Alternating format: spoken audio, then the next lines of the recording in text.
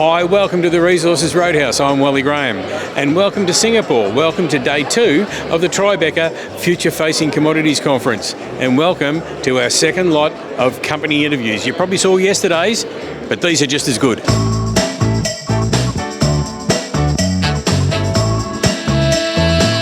This morning, Lithium, you put out a very interesting announcement, a resource upgrade at the HMW project in Argentina. Yep. Tell us about it. Well, it's an upgrade of 18%. So we're going from 7.3 million tons to 8.6 million tons of lithium carbonate equivalent. Grade is maintained or increased slightly from 852 milligrams per liter to 859 milligrams per liter. So importantly, this new resource update, it cements our long-term strategy of 4 phases of development, in which Galantas can go from 5,000 tons of lithium carbonate equivalent under construction now to our goal to get to 60,000 tons of lithium carbonate equivalent by the end of the decade. All right, let's go back to the development phase at the moment and where you are and how far along the track you are. Okay, we started phase 1 construction in September last year. We expect to finalize that on Q3 this year. And then the expectation for Galantas is to be a producer on the first half of 2025.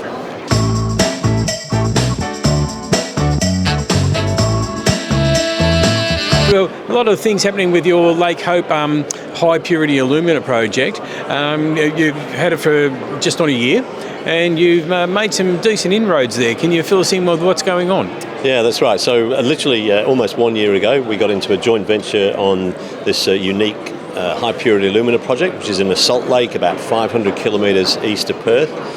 And when I first saw it, I thought this is going to be something special. And really the work we did last year, which led up to the scoping study that we released in November, proved that. We've got world-class economics, and the single most important figure in there is it looks like this project could produce high purity alumina at the lowest cost globally by a almost world-beating margin of between 30 and 50%. So that basically comes back to making money. That's certainly what we hope. Yeah. There's a big demand for high purity alumina. It's a specialist material. It's a bulk commodity, but commands exceptionally high prices. Sort of $25,000, $30,000 per ton in the marketplace. And we believe that we can mine that for less than $4,000 a ton. These are US dollars, by the way, which gives us the potential to be, incredible high margins.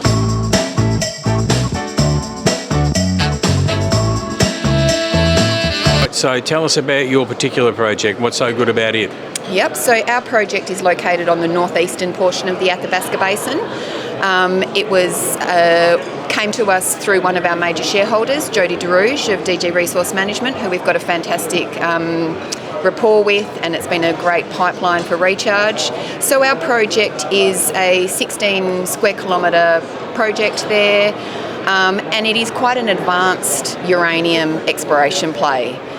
The majority of the drilling was done back in the 1970s and 1980s by Cameco's predecessor, but all of the drilling focused on the unconformity mineralisation. There was some interesting numbers received in this, up to 0.27% uranium. But what is of real interest to us is we believe that we're looking more like an Arrow deposit, so more like one of NextGen's deposits. And the difference for this is it's not unconformity hosted, it's basement hosted, so deeper below this basement. And there's only been 2 drill holes to date that have been drilled into those, and they were done by ALX back in 2018 and had some really encouraging results. Shortly after that, uranium was at $20 a pound, and uranium exploration pretty much went by the wayside.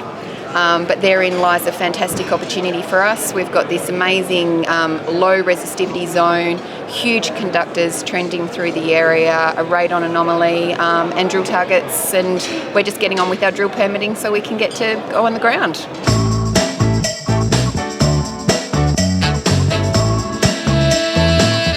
Justin, well, I haven't just met you. I had a chat to you yesterday, and we were having a very interesting talk about your company and your portfolio of rare earths projects. You're having a bit of success there, and an interesting element called gallium is sort of sticking out. Yeah, we've got a nice pipeline of projects coming along. Probably more importantly for an investor, more interested in is our Laren's Lane or Smokebush project, where we're Looks like we're on our way to a discovery there on high-grade rare earths and gallium, with 5,000 metres due in the next 4 to 6 weeks, which is pretty exciting. Gallium, for most people, don't know what it is, but basically gallium computer chips are taking over. Gallium diodes, circuitry, basically missiles, radars, the whole. If you want quantum computing and AI, you need gallium for the speed. So the big data centres will get a lot smaller, they use less power, and they switch faster. And 98% of gallium comes from China, and they turned the market off last August.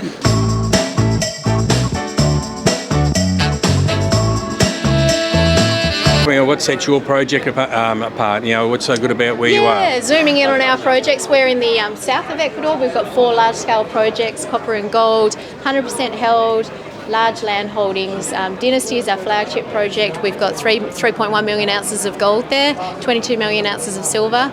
It's development ready, but we believe there's a lot more potential to grow the resources there. So 3 million ounces, we think, through our exploration and resource growth programs could easily become 5 to 6 million ounces, and that's what we're targeting internally and before we launch into any kind of development studies there.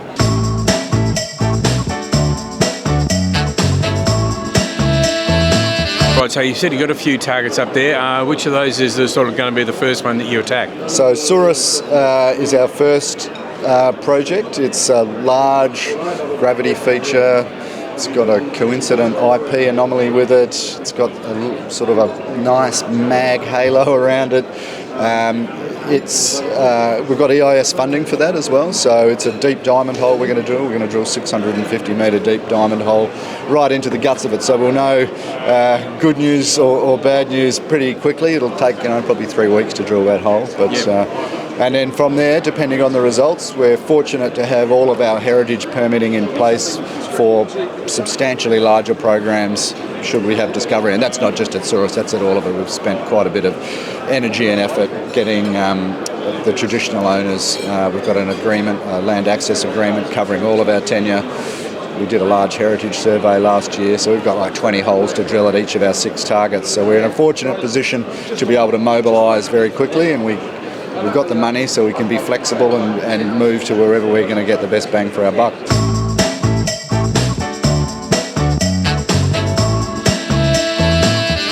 Graham, Kelly, you guys, you landed on the ASX IPO earlier this year, and to much fanfare, very much welcomed by the punters who have hung around, which is always a good sign. So why did they come in the first place? Why have they hung around?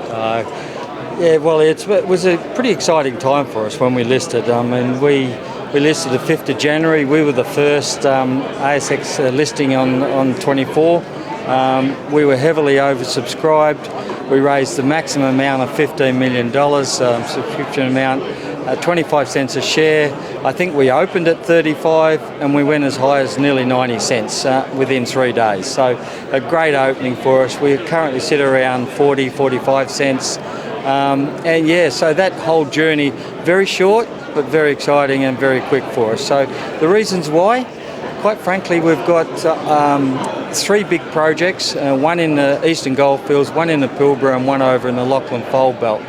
Put those together, Wally, and you end up with a tenement package that's probably, if not the largest, very close to the largest hard rock lithium package in Australia. So given that and where those projects are located in probably 2 of the hottest lithium provinces in Australia, you can start to understand why we get such a good following and why we've kept it.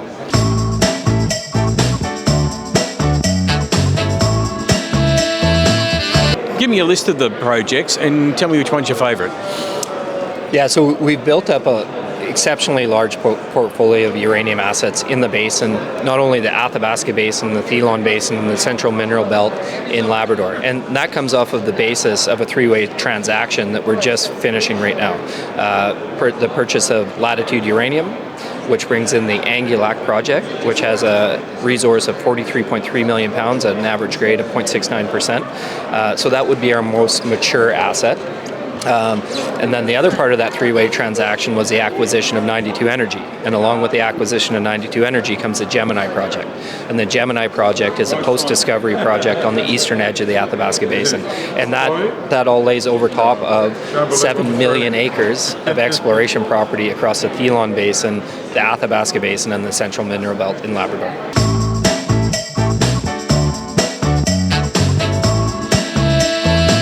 And you were saying that your Southwest project is your most advanced. So what's happening there? It is. So with the Southwest project, we call it Sparkler.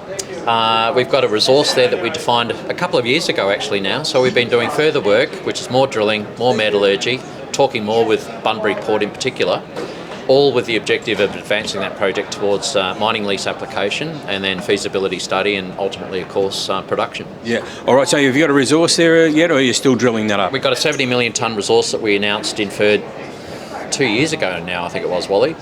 So the work that we're doing now is aimed at really improving the confidence and the detail around that resource so that we can, out of that whole resource, we can say, right, here's the data that supports a mine plan with high specification silica, which of course high specification gets you the better prices, and then that's the basis to talk to customers and to the port at the same time.